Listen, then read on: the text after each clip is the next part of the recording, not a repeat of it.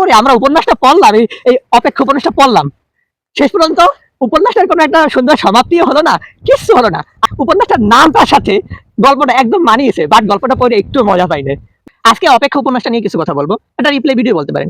অপেক্ষা উপন্যাসটা সর্বপ্রথম শুরু হয় একজন স্ত্রী তার স্বামী যায় চাকরিতে, সে টেলিফোন করে, টেলিফোনে তার কথাটা খুবই ভালো লাগে, মানে কণ্ঠস্বরটা খুব ভালো লাগে। সে চায় যে টেলিফোন যখন তাদের বাসায় আসবে, ওই যেমনটা ছিল এমন যে টেলিফোন সদ্য বাংলাদেশে আসছে, টেলিফোন সবার বাসায় ছিল না। তো সে অনেকক্ষণ তার স্বামীর সাথে কথা বলবে টেলিফোনে, তার স্বামী আর কখনো ফিরে আসে না, হারিয়ে যায়। তার ঘরে একটা সন্তান থাকে আর সে গর্ভবতী থাকে। তো পরে তার একটা মেয়ে হয়, তার একটা ভাই থাকে, তো তার ভাই এবং তার মা ওই বাসায় থাকে। পরে তার ভাই চলে যায় বিদেশে, মহিলা তার ছেলে মেয়ে নিয়ে চলে যায় তার ভাইয়ের বাড়িতে। তো চলে যাওয়ার পরে ওইখানে অনেক বড় সড় হয়। তো মামার যে বউ থাকে সে একটু খিটখিটে টাইপের থাকে, বাট সরল সোজা একটা মহিলা থাকে। মাঝে মাঝে একটু কথা শোনায় যে পরের বাড়ি থাকলে তো একটু কথা শুনতেই হবে। তার মেয়ের উপরে সে খুবই বিরক্ত থাকে যে এই মেয়েটা পেটে আসার পরেই তার বাবা হারিয়ে যায়, এত বড় একটা দুর্ঘটনা অপায়া অপায়া ভাবতে থাকে। তো মেয়েরা অতটা ভালোবাসে না। অনেক বছর পর তার মেয়েটা একটু পড়ালেখা একটু দুর্বল থাকে, মানে পড়ালেখা করতে চায় না।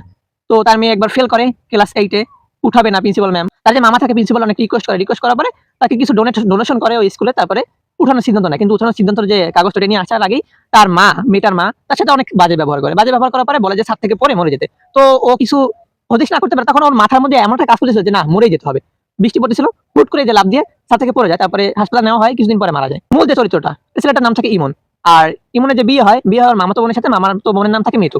ওরা ছোটবেলা থেকে অনেক একটা হিংসুটে ভাব থাকে, নিজেদের মধ্যে অনেক বাজাবাজি হয়, এটা ছোট বাচ্চাদের ভিতরে হয়। বাট বড় হয়ে ওদের ভিতরে বিয়ে হয়। তো ওই মহিলার থাকে যে যখন তার ছেলের বিয়ে হবে তখন তার স্বামী ফিরে আসবে, যখন তার ছেলের বাসর হবে। তো এরকম অপেক্ষায় থাকে, সবাই একটা অপেক্ষার ভিতরে থাকে। আর ওই মহিলা আর বিয়ে টিয়ে করে না, অপেক্ষা থাকে যে তার স্বামী দিন ফিরে আসবে। তার স্বামীর অফিসে অনেক টাকা থাকে, কিন্তু টাকা উঠাতে পারে না, যে তার স্বামীর ডেথ সার্টিফিকেট দিলে টাকা দেবে, কিন্তু ডেথ সার্টিফিকেট না দিলে দিবে না। তো ওই মহিলা টাকা উঠায় না, অনেক কষ্টে জীবনযাপন করে, যে তার স্বামীকে মৃত্যু সে ভাবে না। তো শেষে বিয়ে হয় তার ছেলের। ওই মহিলা যখন নতুন এসেছিল তার স্বামীর ঘরে, তখন সে বাসার ঘর থেকে বের হওয়ার পরে তার স্বামীর জন্য চা বানাইছিল। তো চা বানাবার পরে তার শাশুড়িকে 1 কাপ দিয়েছিল, তারপর আর 1 কাপ তার স্বামীর জন্য নিয়ে গেছিল। আজকে তার ছেলের বাসর, তো তার ছেলের বউ এইভাবে তার ছেলের জন্য চা বানাতে আসছে, তাকে 1 কাপ চা দিয়ে গেছে।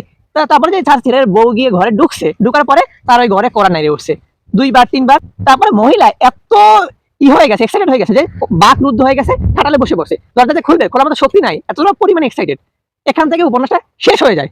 তো এত কষ্ট করে আমরা উপন্যাসটা পড়লাম, এই অপেক্ষা উপন্যাসটা পড়লাম, শেষ পর্যন্ত উপন্যাসটার কোনো একটা সুন্দর সমাপ্তিও হলো না, কিচ্ছু হলো না।